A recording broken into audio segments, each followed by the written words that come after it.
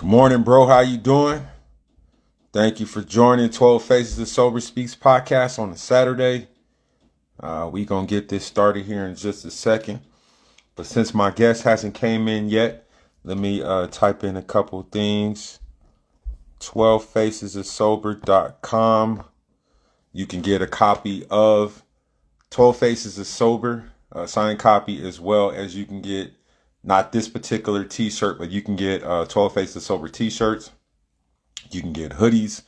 You can get sweatpants for men, tights for women. I'm about to update this week, probably switch it up, get rid of a lot of the t-shirts and just have hoodies and sweatshirts on there. So more or less the fall and winter stuff.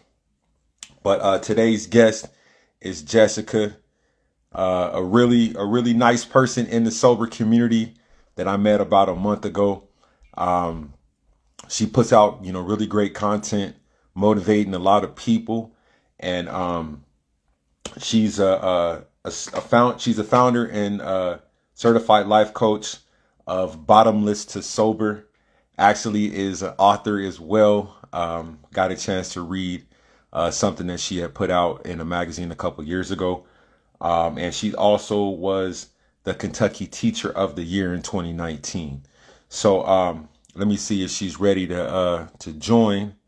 And also 12 Faces of Sober is definitely trying to do a lot more things. I look forward to. It's not letting you. Let's see. Oh, it says request to join.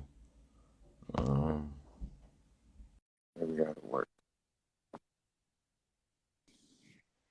There we go. Okay. Right.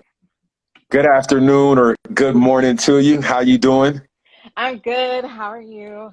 Oh, good. Thank you for joining 12 Faces of Sober Speaks podcast on a Saturday. I'm thinking that I might start doing this, just have a Saturday morning/afternoon conversation. But like I said, thank you so much for taking time out of, I don't know, how's the weather actually where you're at first off? Let's start there.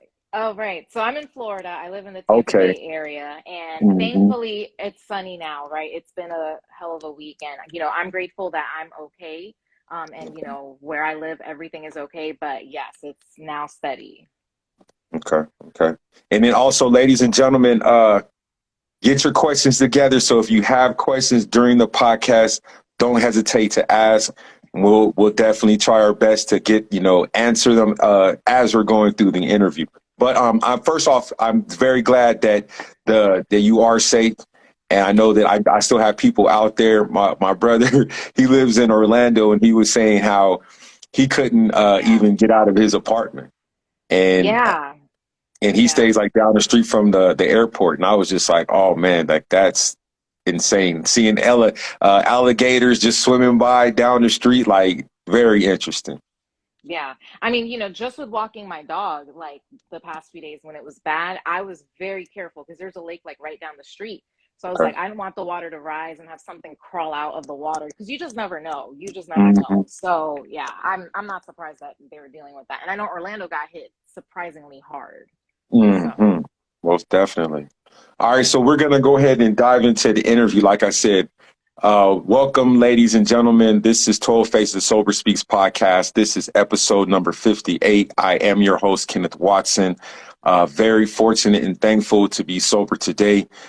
Thankful to have this platform to be able to have people like Jessica come on the show and share her story and hopefully help someone else out there that may still be struggling, or someone that is early in sobriety that may need the extra encouragement.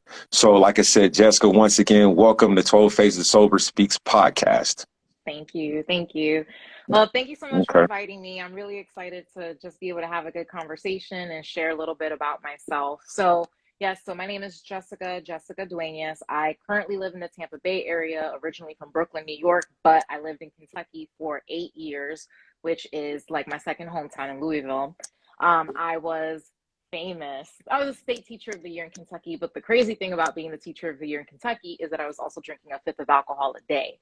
So my Hmm. whole life has been a battle of like the two faces, right? So like on the outside, I'm like this first generation American. I went to college, I went to graduate school, and I did all the things that you check off. And it's like, well, she can't have a problem. She can't be alcoholic because she's not out on the streets. She's not a mess. So on the outside, I looked really good.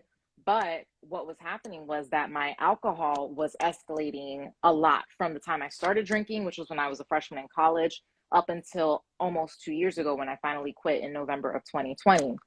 So I started drinking when I was in college. I would say my issues, depending on if you're like in 12 step groups or not, I'm not actively in any 12 step groups, but that is where I started. And I remember one of the common languages that you'll hear is that the isms start like way back in the day. And I would say my isms definitely started way back in the day because for me as a kid, I had a lot of shame tied with food. So, for example, and I think in a lot of like our Black, Brown, Latino communities, weight is a huge issue. And so, one of the biggest things, right? Alex thinks, one of the biggest things would be like I would go to eat as a kid and immediately, like, oh my God, why are you eating that? That's why you look how you look. All of this in Spanish, right? But like, I was immediately learning to, like, oh shit, can I curse on this or no? Oh, yes, yes. Oh, okay, sorry. Unfiltered, unfiltered. Okay, just checking. But I'd be like, shit, like I can't even eat in peace. So I started doing things as a kid that I later did with alcohol. So I would sneak food into my room. I would sneak money out of my mom's purse and order Chinese food from the corner. I would eat it, then I would hide it and put it in my backpack. So when I got to school, I would throw the food out. But you know what? As a grown woman, I was doing the same thing with liquor bottles. Like Mm, I was married for a time and obviously not anymore. I'm divorced. And that was one of the issues in our marriage, that my drinking, like I was always trying to find a way to drink in secret. So you would catch me with like bottles in my trunk, bottles in between the mattress, bottles in the medicine, not the medicine cabinet, the cabinet underneath the sink, like bottles everywhere. And I was just always working really hard to find ways to hide it, to make it look like I wasn't drinking, things like that. So I was always working real hard from a little girl because of shame to, hide everything, hide everything, hide everything. So basically it turned from food into alcohol once I hit college, right? So like no longer was I ashamed of eating because nobody was yelling at me about food, but suddenly I I was exposed to alcohol at this event. It was a friend's birthday and I was like, oh, like I feel like, and again, I'm not in the 12 step groups, but the big book does say like I've arrived. That's kind of how I felt. Like I was like, oh, okay, like now I can be a part of. I was in this group of attractive males and like a girlfriend, and I couldn't find a way to say anything that would make me feel comfortable with them. And then they were throwing the shots back, and I hadn't had any. And then one of them just looks at me and he's like, do you want some? And as soon as he says that, I'm like, yeah. When I threw it back, first of all, I didn't throw up. And I thought, like, wow, what a win. Like, I could take straight liquor back as my first drink ever. But when that happened, I was just like, this is it, and I just kept throwing them back that night and I got drunk. And I remember some of them got sick and I didn't get sick. And I thought that made me special because I was like, wow, well, I can hang out with these big guys and I'm like, good. So from then on, I mean, in college, I think what happens, right? Like really bad drinking habits are normalized. It doesn't matter what your culture is. The binge drinking is mm. all over the place. Like, let's go Thursday, Friday, Saturday, Sunday brunch, like going hard. And so I went hard and it was fine. But with the switch, when I realized it was genuinely a problem for me, I really realized it was a problem after graduating college. In college, Mm. it was a problem because in college, I drank and I smoked and like I got depressed and I dropped out. I had a scholarship at Barnard College, which is a part of Columbia University in the city of New York. And I had to drop out because I failed my classes and I lost my scholarship. So when that happened, that should have been one of the first signs, right? Like oh, you might need to adjust something here. But of course not. I was not going to listen to that. I just adjusted and went to a different school and I still graduated. But as a professional, I would go to happy hour, and that was the new acceptable way to drink, right? Like, okay, now you're a professional, now you have a job, you're a grown up, you're a teacher with all the other teachers. Let's go drink every day after work. And Mm. one time somebody called me out on how fast I was drinking. And I remember that when that happened, immediately that took me right back to when I was that little girl and I was getting shamed about what I was eating and I started hiding what I was eating. Immediately that was triggered and it was like, all right, I'm going to start hiding how I'm drinking. And after that moment, there was a clear division between the Jessica that presented herself as a drinker, social, classy, maybe on occasion might do it too much, but everybody loses control every now and then. And then the I can't wait to get away from these people so that I can swing by the liquor store, grab a little something, and have some more by myself. And Mm. that started to escalate. But I got married, and my ex-husband was not a problematic drinker. So that reined me in for a couple years until I got divorced. And then it was like, nobody's here to hold me accountable. So I'm going to go right back to drinking how I want to drink because nobody can tell me anything. And so, once again, at happy hours, I would maybe have a drink. I would sit at any table with anybody, and I always had my eye on every single drink at that table. I would never drink faster than anybody at that table because I was not going to be the one getting called out. So as long as if they drank 5 drinks, I would drink 5. But if everybody just had one, I would be good with that one until I got home by myself later. But the problem is, I started doing that to the point where that's the emotional side of drinking, right? Like it feels good, I'm going to keep doing it. But what starts to happen when you start drinking enough, the quantity that you drink has to grow because your tolerance grows. So now it's not just the mindset of it. Now it's like, holy shit, like the physical dependence is starting to really kick in. So I would say around 2017, 2018, once I've been divorced and living by myself, that's when it truly switched into the physical dependence because it was suddenly more so like, it doesn't really matter what's going on. Even if I don't go to this happy hour, I'm still stopping at the liquor store and I'm still going to come home and drink regardless. And I Right. remember it got to a point, yeah, like in 2018, there was just one day I was like, I think I've drank every single day for over a year. Like it kind of hit me like, oh, like, holy shit, like that's a lot. And I thought, let me stop. And I couldn't. Like I was like, let me just not like I had the bottle in the fridge and I drank straight liquor. Like, I started off with wine, but that's not efficient. I like to drink efficiently. And so I had the straight liquor in the fridge and I was like, I'm not gonna touch it today. And I got home from work and I was like, no, I have to. Like I felt that compulsion and I was like, oh snap, like I think I'm addicted. But I wasn't ready to really say that to myself and I wasn't ready to address it. I wasn't ready to say like, holy shit, I have a fucking alcohol addiction. I'm an alcoholic. Whatever you want. Oh my God, one of my former students is on here. So I just want to say love you. And one of my best friends just signed on. And I saw my sister. So love to Oh, everybody. okay. Hello, But hello. but I just like saw all the names pop up all of a sudden.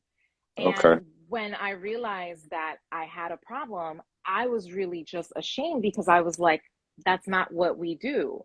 Mhm. And I also had like that cognitive dissonance because again, I think like in our cultures, whether you're a Black American, Black from the Caribbean, Black Latino, whatever, when we think of drug addicts and when we think of alcoholics, we're not thinking about the college graduate who looks great and shows up to work every day looking cute and is loving children and is this phenomenal teacher who is just like selfless and like this wonderful community member. Because I was all those things. You can ask any kid that I worked with what kind of an educator I was, and all of them will hands down say Ms. Duenas was this loving person because I am loving.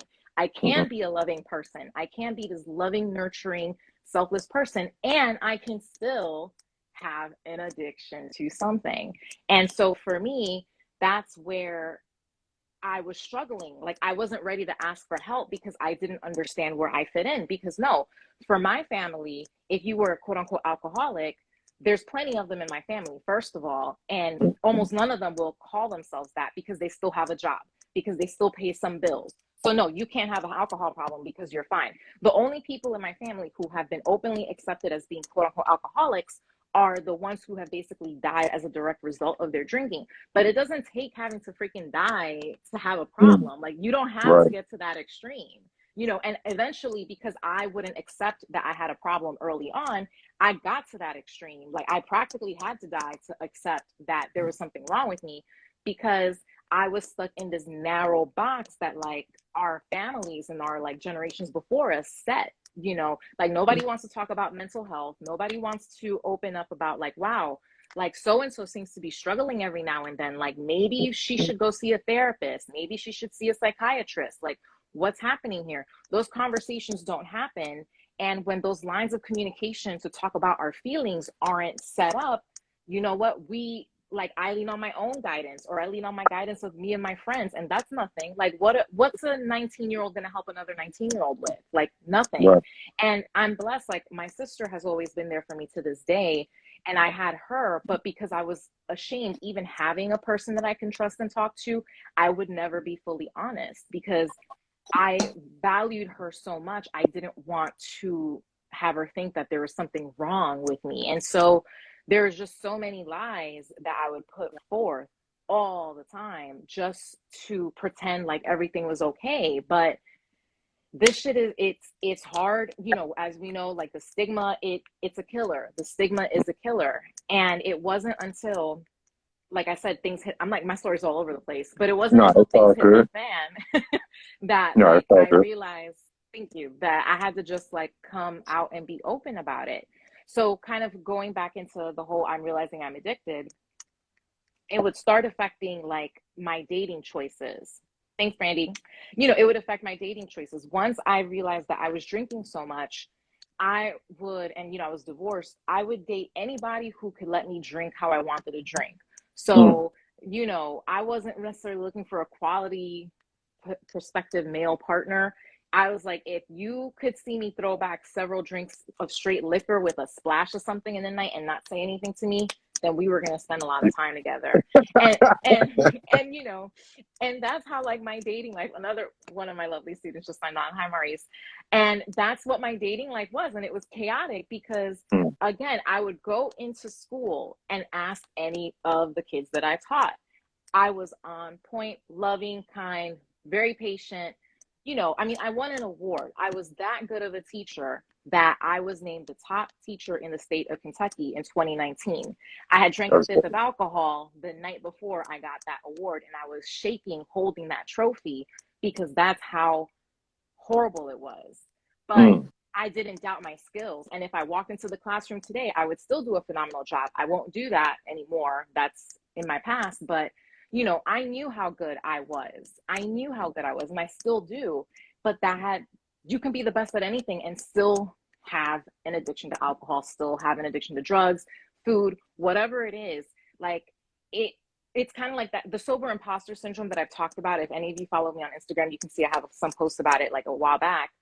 And, it's so important to understand that when you have an addiction, that does not negate your spirit, it does not negate your soul. So you can have these mental health issues, and it does not take away from the value of who you are as a person. For the longest, I thought it did. For the longest, I thought I was a terrible person, which is why you would see me dive into certain things like of helping other people, because it was the only way I could make myself feel better about my own addiction.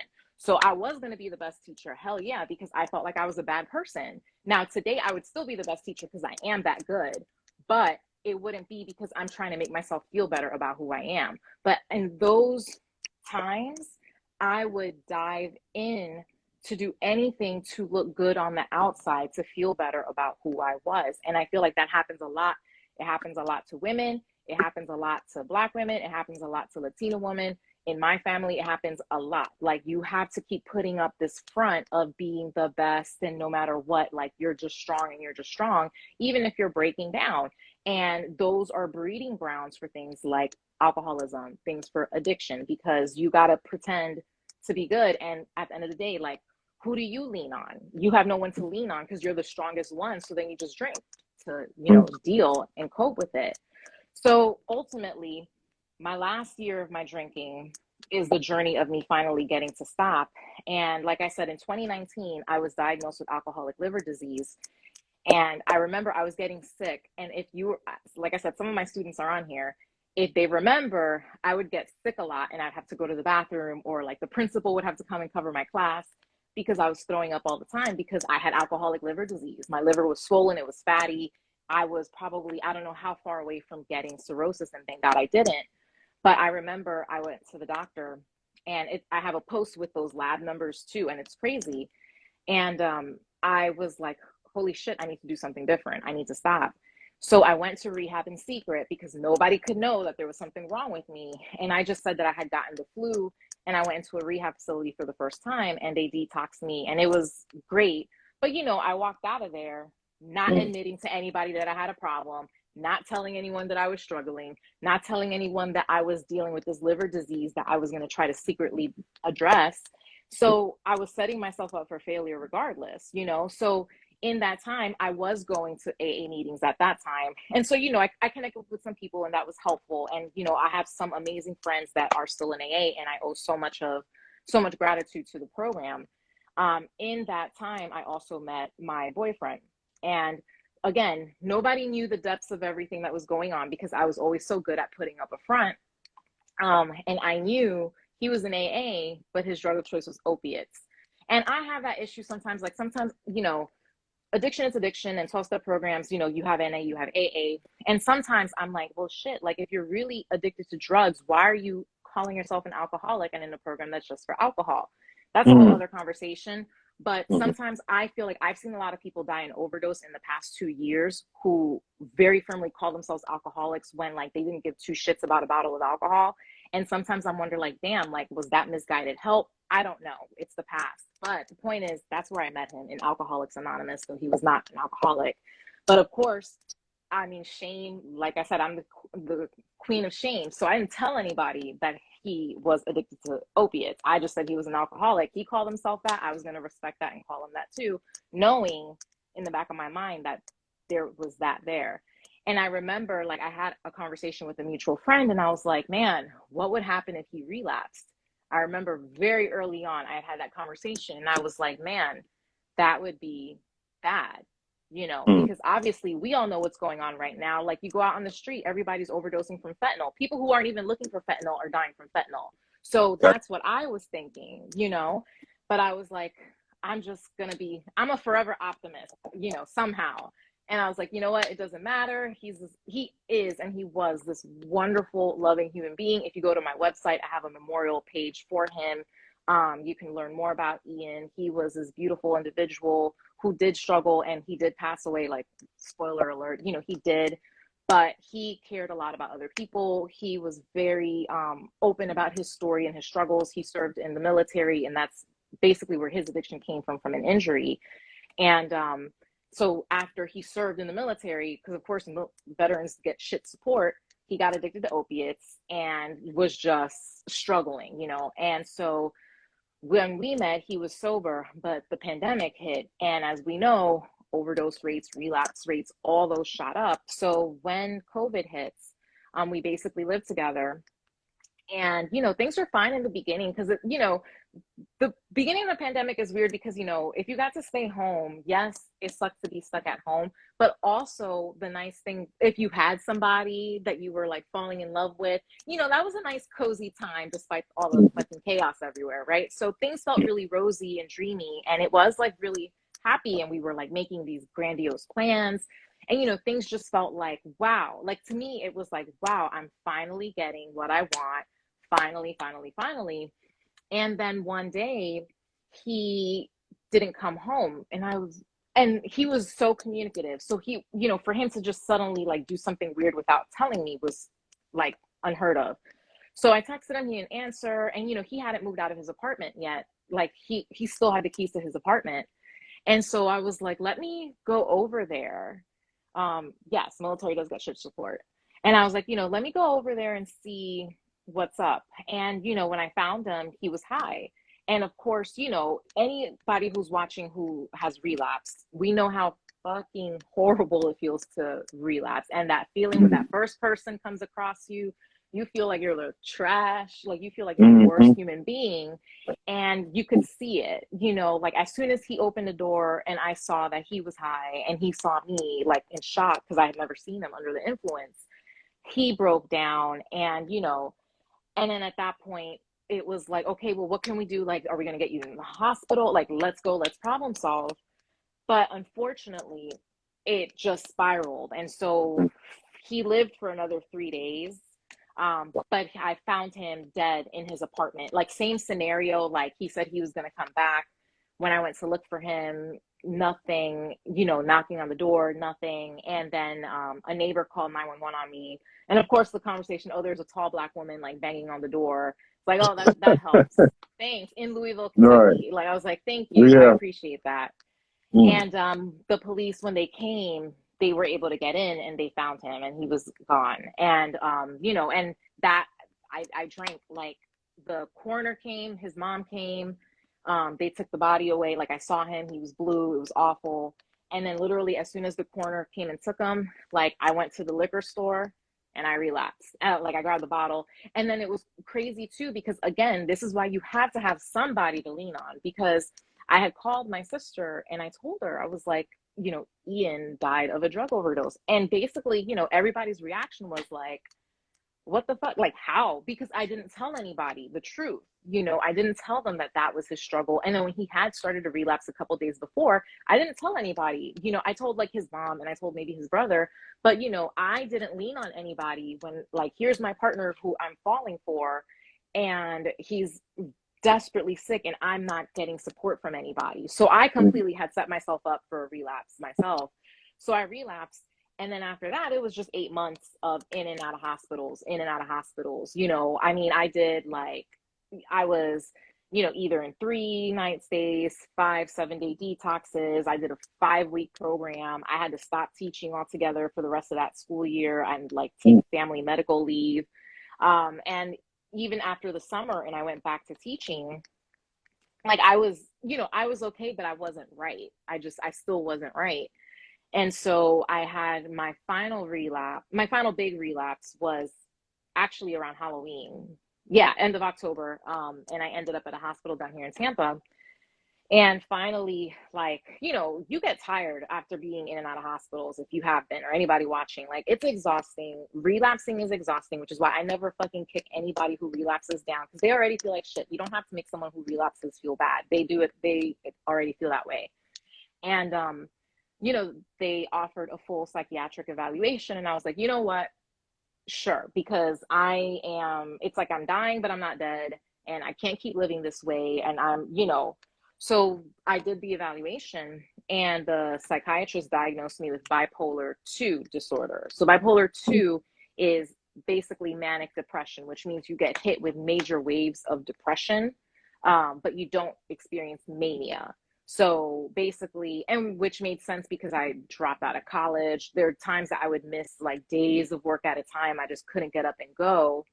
And, I remember having the conversation with the doctor and I was like, so am I an alcoholic because I'm bipolar, or am I bipolar because I'm an alcoholic?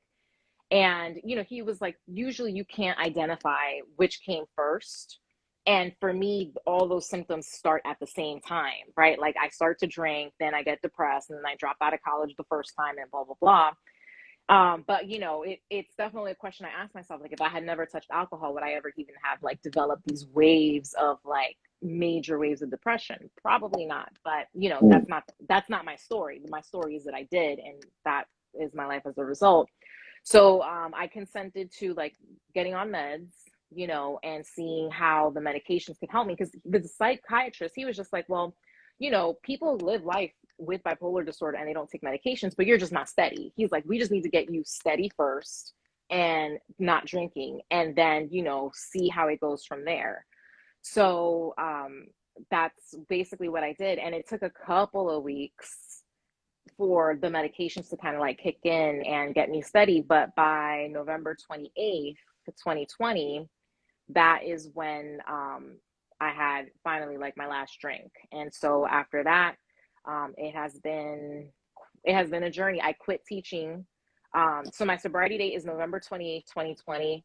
My last day as an educator was December 4th, 2020. On December 3rd, so the day before my last day at work, I wrote this article in the Courier Journal newspaper in Louisville.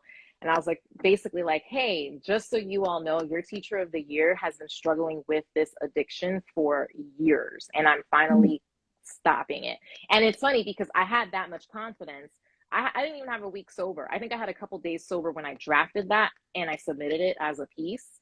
But I knew like that the shift had happened, where I was just like, I'm good. I'm done with this shit. Like I'm choosing me. I'm quitting my job. I'm moving to Florida, like to be closer to family. I'm leaning on other people, which I never did before. I'm going to be open and vulnerable, and I'm going to do everything that my family has taught me not to do with regard to emotions and mental health. I'm doing the complete opposite. So that's basically it. And by the grace of God, I mean, I just hit 22 months the other day. So that is where I'm at. Congratulations to that. Congratulations to that. Right. The Now, miracle. It's a miracle. It's a miracle. now, I've been jotting down notes, but I wanted to pinpoint a couple of things because some of the stuff you shared it touched home because I myself was a teacher for a couple of years here in Minnesota or in Minneapolis and in Phoenix. I taught sixth grade math, and I didn't pick up my drinking problem until I got to Phoenix. And just as you said, hiding the drinking, I can get, I was getting totally drunk the night before and then would go to class. And I'm pretty sure I reeked of alcohol because I would have long nights. And so, with you sharing that, it definitely took me back to 2006 and 2006, 2007, and 2008. And luckily, I didn't get too deep into teaching, but I was, working in the education field for a little while. So that definitely hit home. Another thing too that you talked about was the alcohol liver disease. I myself was in the hospital for roughly about 9 days back in 2016, May of 2016, with issues with my pancreas. I had pancreatitis, and let me tell you, those 9 days were the worst. Didn't think that I was going to actually make it because I had gained about 30 something pounds in the hospital because the IV that they, had put in me, it wouldn't actually, I guess, it wouldn't go through. And so I put on the weight. And then obviously I lost the weight the last maybe 2 days that I was in the hospital. I don't know how I was able to retain all that water, but I did. Ooh. So those are some things that stood out. And then also, you mentioned going to you had a couple stints in detox and rehab. Now, how was it for you? I know you were you know going into those doors multiple times. How was that for you, knowing like, okay, is this going to be the last time? Or when I get out, am I gonna go ahead and abuse alcohol again? Or was it like, all right, I'm just doing it to kind of check the boxes? A lot of it was, most of the time I would end up there. Like, I was always fascinated because you go to rehab and like people come with their bags packed and everything. And I'm always like, wow, like they're really organized because I always ended up there on a stretcher and then I was just there. Mm, So like I never planned to go. It was always just like this chaotic, like, there she goes. She's got to go to rehab. I end up in the ER and they send me over because in the ER, I'm like, sure, like, why not? Because honestly, when you're drinking that much, when you're drinking like a fifth a day, or in that last 8 months of mine, I would drink more than a fifth. The break was like a welcome break. Like going to rehab was like, oh, I can breathe and like mm, be contained in a space where I'm not going to be compulsively like throwing alcohol back. So I welcomed it every time and I would try my best every time, but I knew that I wasn't done.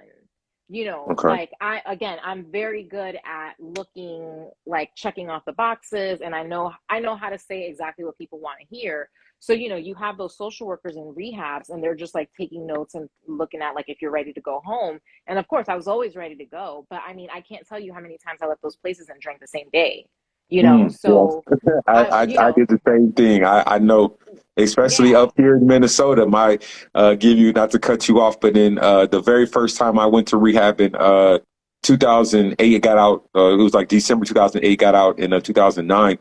My nephew, he came to pick me up. The very first thing I said was like, "Bro, take me to the liquor store." He was like, "You just got out of rehab." I said, "So what? I want to drink." And of course, he yeah, did what his uncle told him to do, and he went and got me that. My mom was upset when we got to the house, but at that point, I really didn't care. I was like 20. I think I was like 27. So, yeah. but now there was one thing that I wanted to ask you. You had mentioned in terms of the experience of teaching, and you getting off work and your coworkers would have a couple of drinks. Now obviously, you got to a point where you didn't want to necessarily socialize, or if you did, you would have that one drink and then you would leave and go and have the whole Right. entire bottle. So now the reason why I'm asking this is because, do you think that that culture needs to be addressed within the education system because it's clearly a problem. And I know that with the pandemic, it kind of intensified it because they were, now they're at home. Now they're, teaching virtually, and, they could sit here like we are at a desk and, do everything Right. virtually. And Right. Like this could not be seltzer water, right? Like, yeah, yeah. yeah. So, Yeah. I mean, I think culturally, it's in every culture. That's the thing. It might look different depending on where it is, but especially like COVID. And I think about like marketing, right? Like, so with teachers, yes, there's nonstop jokes, and comedy is great because comedy is a really wonderful way of delivering the honest truth, but making it sound funny. Like, oh, well, it can't be that bad if I'm making a joke about it. So, ha ha ha. Like when I'm here, I am drinking during my planning period, but I know for a fact that that was happening because when I came out and shared my story, I can't tell you how many educators reached out to me and told me that they were struggling with their drinking and that their drinking did get worse with the pandemic. mhm, And I think that yes, like how else do you cope with a profession that is becoming more and more of a shit show every day? How else do you cope? That's the problem that, especially with the pandemic, education has gotten so much more worse, right? Like mhm, it was all they were already barely supported, and now there's even less support. Then you have so many people who have quit that the people who are staying are carrying an even greater burden, right? mhm, So again, as a country, like we're not taught to cope in any way that's appropriate. And big alcohol has like a marketing strategy for everything. I feel like recently there has been a bigger movement towards like more sobriety. Like there's more, like even if you're not in addiction, the whole idea of the sober curious movement, you just have a lot of people out there who just suddenly are like, oh, I don't think I really want to drink. And it's not that they have a problem, they're just deciding that they don't need alcohol, which is great, mhm, good for them. But what happens? So now you have like these seltzer drinks, the hard mhm. seltzers, because they're low carb and they look the same. I mean, like this is like S Pellegrino, this is seltzer water, but you can have something that looks just like this and it'll be hard seltzer because Mhm. people, it's just the marketing. So you have a society that's trying to be more health conscious, but we're going to have a liquor for you that's more health conscious. So I feel like in education, yes, it would be, there's so many things to address there. I mean, I feel like the same issues that would help fix, say, the teacher shortage would probably help stop teachers like over drinking, to be honest. But Mhm. it's just like in our cultures, again, in like Black culture, Latino culture, it's just drinking is normalized, and Mhm. even when it's problematic, it's not a problem unless you're literally like falling apart at the seams. As long as you're paying your bills and you're showing up to things, you're fine. You don't have a Yeah, problem. yeah, because it like what you're saying that is those family functions. They'll be like, oh, that's drunk cousin so and so, that's drunk uncle so and so. Don't pay them no attention. They'll be all right. You know what I mean? Until it becomes a problem, and you know what I mean. So Yeah. that's and for me, you know, I wish that, within the black and brown community, that we do address those issues at hand, at surface, and not be so, I'm not going to say afraid, but it's just because it's a generational thing or it's a cultural thing where that we don't have those discussions. We don't have the capability or saying, hey, you might want to go to treatment. Hey, you might want to go see a therapist and work out whatever issues. If it is, a loss of a family member, a partner, and so on and so forth, they're just like, well, you might as well just drink those, problems away instead of actually trying to get the help itself. Yeah. Yeah, exactly. And it is easier. You know what? It's Mhm. cheaper to pay $15 and get a cheap bottle of whatever at the store Mhm. than it is to pay a therapist like $100 for a session, even with your insurance. Because even insurance sometimes, like if you don't have, depending on your copay situation, your deductible, like yeah, it's cheaper to go get a bottle than it is to go get therapy. But we're so short-sighted and we don't think about long term, right? Mhm. Like Yeah. in the long term, every day that you're putting that drink in you, again, like for me, I was 34 years old, a 34-year-old woman with alcoholic liver disease. Like, what is Mhm. that? That's insanity. That's Yeah. insanity. That's something you'll hear about older people doing, but like, no, we're drinking more now. It's celebrated more now. It's pushed on everybody more now. And what's happening is everybody's just getting sicker and sicker. hmm And also you mentioned about the military. I'm a veteran myself, and let me tell you, the culture within the military is very similar with the teaching. You work hard, you get off work, you want to drink. On the weekends, you want to drink. You know what I mean? And it was kind of one of those things where we were forced. If you lived, I lived on base when I was in Texas and in North Carolina, so it was like, okay, you build a family amongst the community that you lived in, and so a lot of us would drink together on the weekends, and so it was that culture. And I know you mentioned that, and they don't. It's almost frowned upon. And I don't know how it was for teaching, but I know that it was frowned upon if you did, because like they sent me to the alcohol. It's called ASAP program. They sent me to rehab in the army, and it was like, oh, that's just drunk Watson. That's my last name. Oh yeah, that's just Watson. He's drunk again. Oh, he got in trouble over the weekend, and so on and so forth. So it was frowned upon, and for someone like myself, it was difficult because it was like, okay, I have problems just like everybody else, but I'm reacting differently. You know what I'm saying? And handling or, channeling, putting my stress in a bottle over like, okay, I need to go to a therapist until it got to be problematic. And then it was like, okay, look, either you go get help or we gonna kick you out, type stuff. And so how was it the last time you went to rehab in terms of that? Because I don't know, was the drowning in shallow water, was that the your experience for your last time in rehab? No, the drowning in shallow water chapters, that was earlier on. That Okay. was when I had gone to the 5 week program. My Okay. last experience, which was here in Florida, that's where I got the evaluation. And when I Okay. got the evaluation, I was like, okay, like I accept. It was Mm, like, all right, like okay. let's try something different because I kept doing the same thing and getting the same results. I just go in a rehab, nothing, in a rehab, detox, leave, drink. So Mm, that's when I started taking the medications, and so it was like a different shift, right? It was like I started taking the medications, but I also said fuck it. mm, And I think by me choosing to say fuck it, and I'm telling everybody, and I'm quitting, and I'm moving, like just literally, because like for example, in a lot of 12-step programs, like the common advice is like you don't do anything major in your first year. I did everything major. Like I said, I quit my career that I was an award-winning educator in. I moved, I sold my house, like I did everything the opposite, and it worked for me. mm. Right. But Right. that's what I did. I did all of that, and that was what was different. I think like I accepted a full evaluation. I wasn't just there checking off boxes.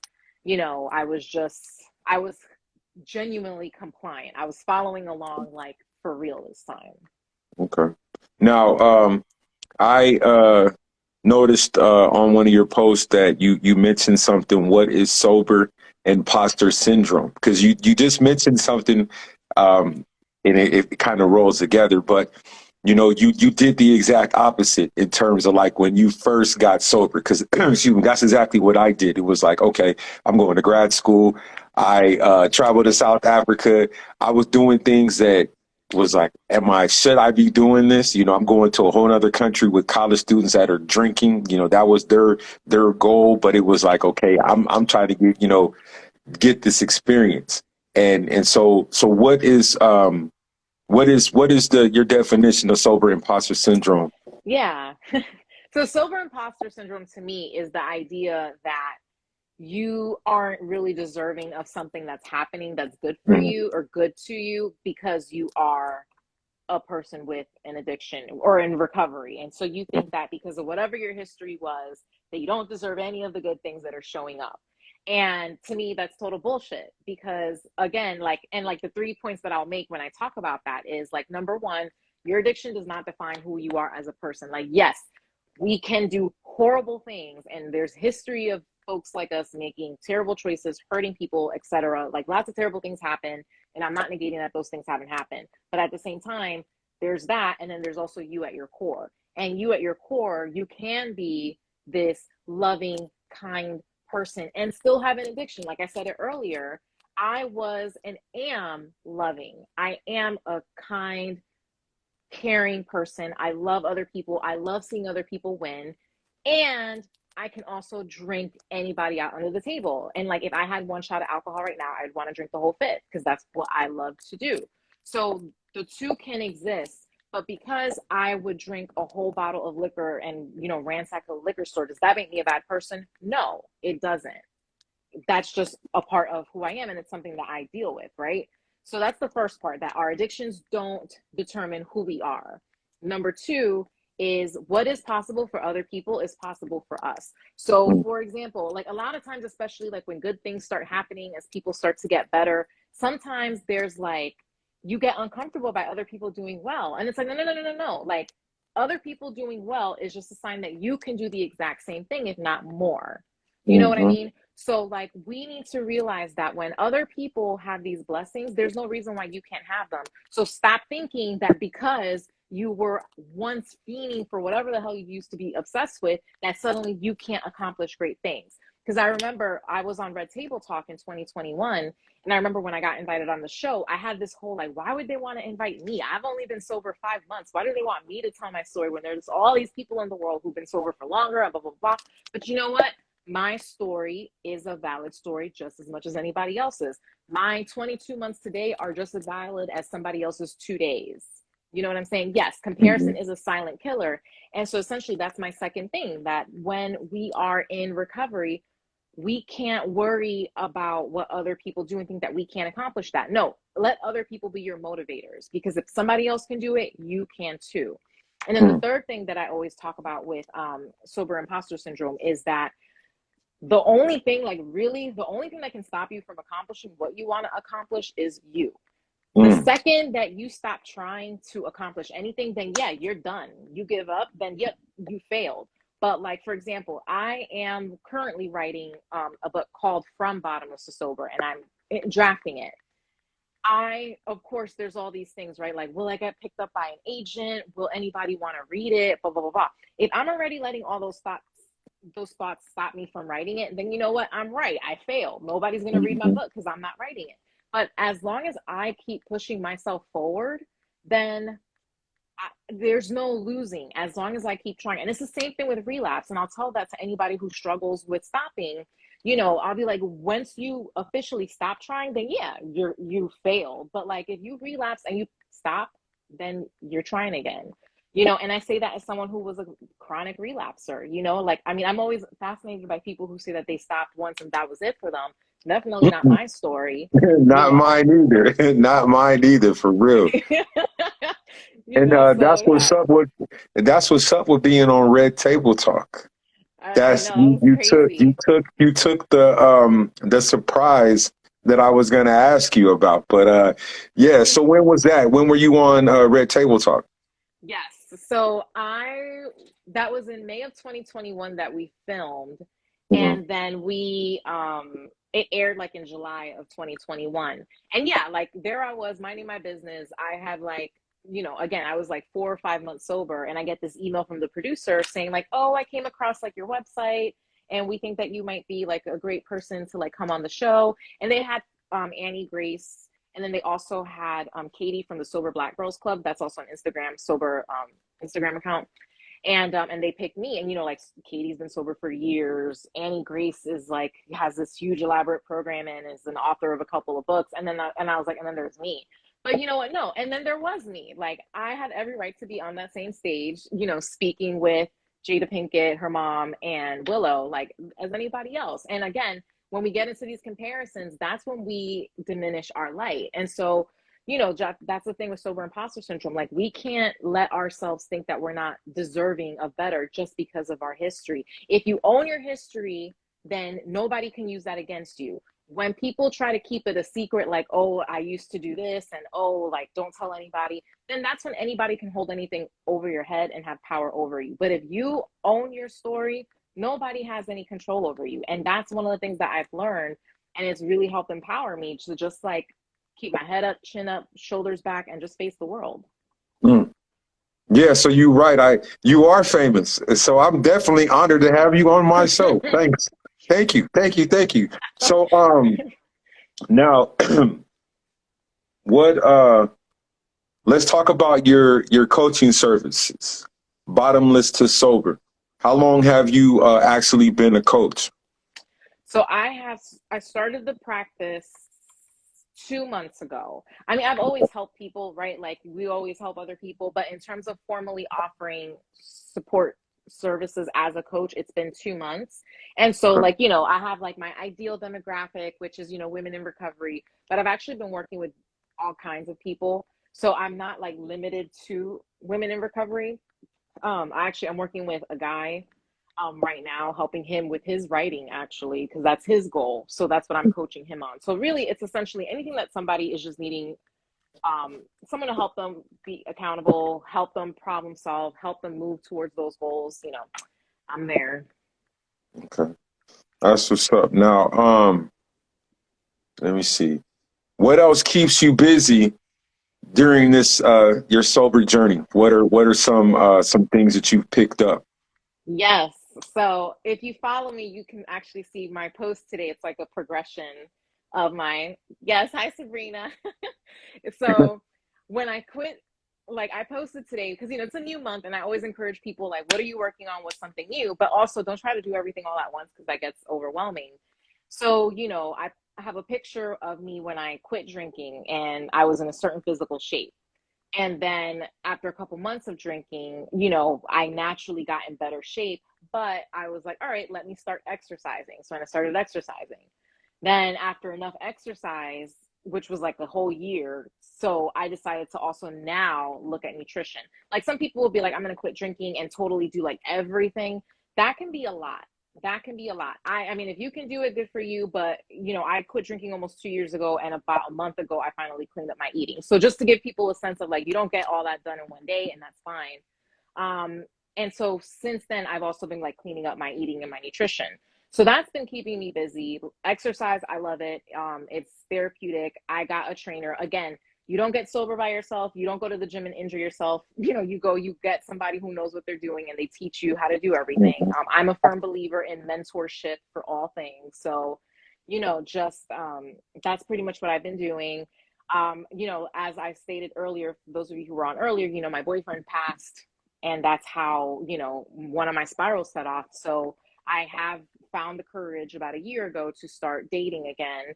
And so it's been very interesting dating as a sober woman. That has definitely been very interesting for sure. But honestly, again, going back to if you own your story, it's not a problem. I have not had any problems because of my recovery. So, like, nobody has been like, oh, I'm not going to talk to her because she doesn't drink. And honestly, if they were, then that's not somebody I want to be on a date with. But like, it has, yeah, not a single quality man has been like, oh, I don't want to like get to know her better because she doesn't drink. That is not the case at all. I don't necessarily bring up my whole story day one, but as it comes up, or if they come across my Instagram or something, then that's when the question will come up. And, for them, it's like, wow, okay, like good for you. It actually, I have found that it has been very appealing to men when they're like, oh, wow, like you went through this and look at how well you're doing. Look at how well you're putting yourself together. You're so ambitious. You got these goals. You're helping people. Being in recovery is actually a wonderful asset. And I think, it makes me all the better for it. So that's what I have been doing. So I'm actually, so I'm in a relationship now, and I'm actually very grateful for that. So, the future, God knows what the future holds, but it's been a big learning journey. And I think for a lot of women, like they'll go through that imposter syndrome. Like, why would he want to date me because I don't drink? Why would he want to, like, no, like that's an asset. Like, a lot of guys don't want to go out with someone who's going to get sloppy drunk and embarrass them in the middle of a restaurant or something. Yeah, because So I'll tell you when I first was I threw myself out there after I got happily divorced in I think it was like 5 months into my sobriety.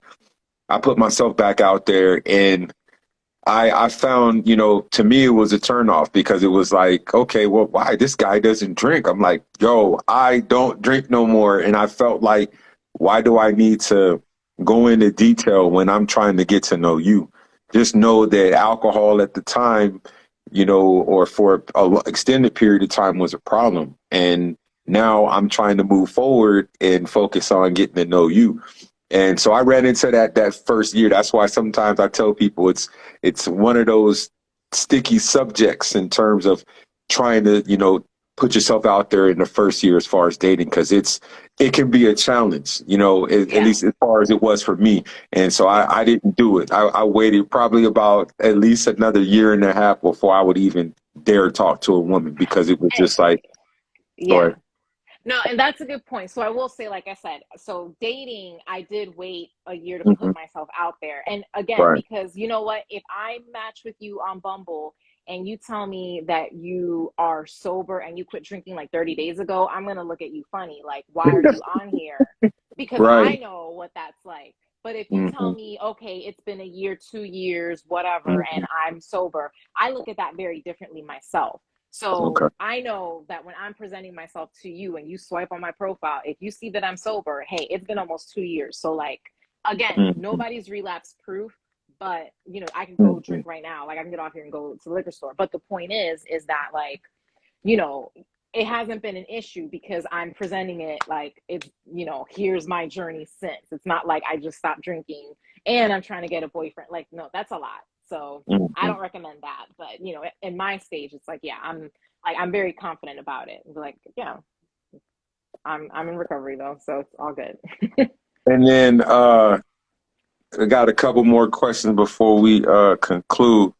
Um, and I know you touched on it, but I definitely um, think it's important to touch on it again. Oh my God! Don't pay him no attention. No, Okay, thank Zarek, you. I'm not that's what I. available, but thank you. Yeah, don't Zarek. Come on, man. You can't.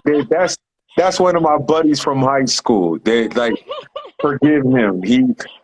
I love him to death. You know what I mean? But dad, come on, man. You can't be doing this. Um, oh, Zarek. Dang, man, you messing around. All right, so why do you think it's important that we, as people of color, get out here and have these discussions today as far as this alcohol, abuse and drug abuse? Because is I do notice that the community itself is growing, and a lot more people are starting to come together and collaborate. But I don't think if social media was there, that this would really even be a discussion, or people would actually be recovering out loud. So my question to you is, how do you recover out loud?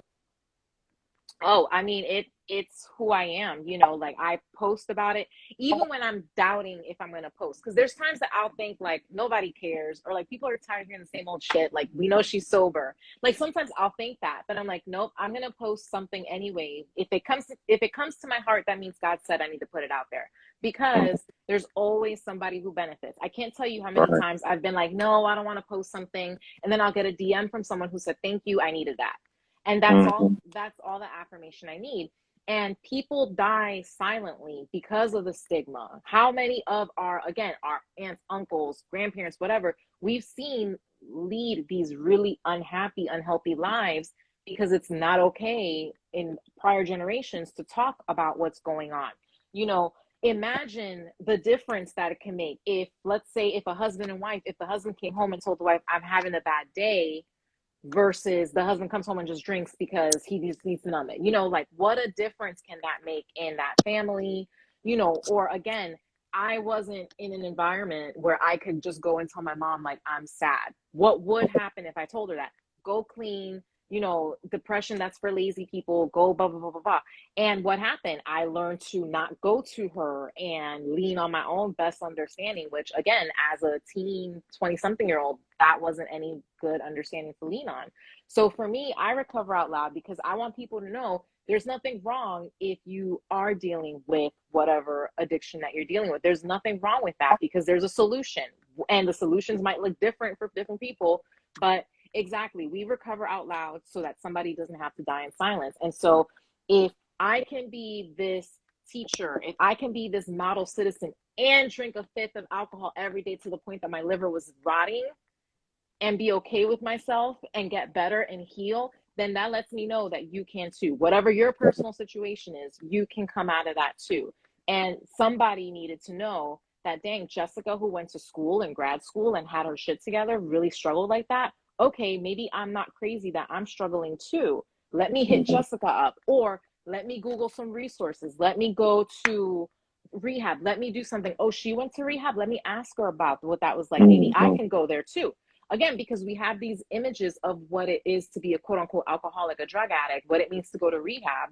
And we don't know without like communicating. So if I open the window to communication and I make someone feel safe to come to me privately or publicly, then I know that I help somebody. So that's why I'm going to do it, because, you know, I don't have time to be living in shame. I lived like that for so many years, and I love walking with my head held high, because I know that I overcame one of the biggest beasts that kills people every single day, and God willing, for another day, I'll get to do the same thing.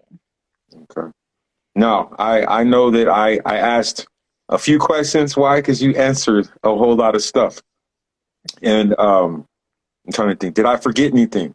Did I leave anything out? I don't think so. I think Okay. everything was thorough. All right. Now, usually what I do is before I conclude the interview is what's a message that you would present to someone that's still struggling or someone that's early in recovery? Something motivating that can, you know, push them to keep going. I mean, it's the cheesiest thing, but like, I'll be like, no lie, it really does get better. Like, you have no idea. You have no idea how much better your life goes. When I first stopped drinking, I thought life was just about not drinking. And Mm-hmm. then it's like, shit, it's not about not drinking. It's about living. Like, how do I get to live now? And it's like, if anybody who's right now just working on stopping or just stops, if you realize how much power you have, the second you can keep that shit out your body, how powerful you become, and all the opportunities that you will get yourself to be your true authentic self. Like, if you can just stay put, and if you fucking fall, you get back up, and that's okay. But like, life gets so much better. The longer you go away from that drink, that drug, whatever it is that you're doing, life gets so much better. And like, and it's like, and I'm proof of it. Like, I'm 100% proof of it, you know. Mm. All right. Well, how can people find you? I make sure I try to leave that. So if you, when I'm doing the closing, if you want to put in your, you know, type in your website, your links and Yes. everything, so that we can definitely get you more traffic. I mean, I know you famous, you don't need me, but just you know what I'm saying? Like, how can people follow you? Because like I said, you have have an amazing story. Um, and I know there's a lot more things that you have in store. I'm going to touch on one more thing beforehand, but yeah, just go ahead and share that, and then we'll we'll we'll close it with a few more things. Yeah. So, I mean, I just put my actual website is where. So, my He, handles, I he, just he posted. means well. He means well. Right. Okay, trust me. So I put my Jessie La Dueña, which is a play on Jessica La Dueña. My last name is Dueñas, and then Bottomless is Sober, the Instagram handles, and then I put my website. I mean, I have like a link tree, so once you find me on Instagram, you can find everything. Dave, I'm not famous yet, bro. Come on, I'm still working towards that. Trust and believe. But what was I going to say? I you have shared some really great things, like real talk. And I know this won't be the last conversation for sure. I have some other things in the works. I where I'm launching podcast number a second podcast is going to be focused on people of color. So look out for that. It's Oh my be a God, co. I'm a co-host and everything. that's So awesome. we'll definitely be putting that together. Like I said, I just moved back, so I'm finally getting adjusted. Um, Dave said it himself, the book. So make sure you plug the book as well too, I will. because Yes. did I leave that out? Because what now? Did we share It's that? We talked about it. It's not out. It's currently in the Okay. drafting phase. But yes, I am writing my book. It's called From Bottomless to Sober, and it's 5 lessons on early sobriety for Black and Brown women. Okay, that's what's up. And from a fellow author myself that has 2 books is published and working on about 2 or 3 more, I wish you nothing but the best of luck with that. And you have skills because, like I said, I've already read the first 3 chapters, and like I said, it was very interesting. And we didn't get a chance to talk about it because it was, yeah, that Yeah. was interesting, but real dope. But like I said, ladies and gentlemen. Jessica, thanks again for coming on 12 Faces Sober Speaks podcast. A wonderful conversation. I hope that you guys got some good information, some motivation, and some hope to know that, okay, regardless of whatever things that you're struggling with in life, that you can change your life around for the good and, be able to, put yourself amongst good people, like-minded people that are trying to work towards the common goal of being sober and cohabitating in this world, because it's not boring. Being sober is not boring. I believe it's fun. I believe that what I've done, except for a few bumps in the road, have been an amazing experience. And so that's why I try to have my guests on here and let them speak and tell their truth, because I want others to know that being sober is rather fun. And it's what you make it. But don't tell yourself, oh, I can't do it, because clearly there's 2 people on here right now that can honestly say that we have and can. So like I said, enough talking. Thanks for tuning in to 12 Faces Sober Speaks podcast. This might be a every Saturday thing, but just be on the lookout for the next podcast, which is on Monday. We'll have a flyer up for that. But like I said, Jessica, thank you Thank for you. joining my show. And I feel honored to have someone famous on my podcast. I'm so honored and humbled with that. But like I said, have a wonderful day, a wonderful weekend, and we'll be talking real soon. But like I said, thank you for tuning in, you guys, and thanks for the love and the comments. We do appreciate it, and yours too, Zarek. This is So Faces Sober. Y'all have a good one. Thank you. Bye, everyone. Thanks. I know.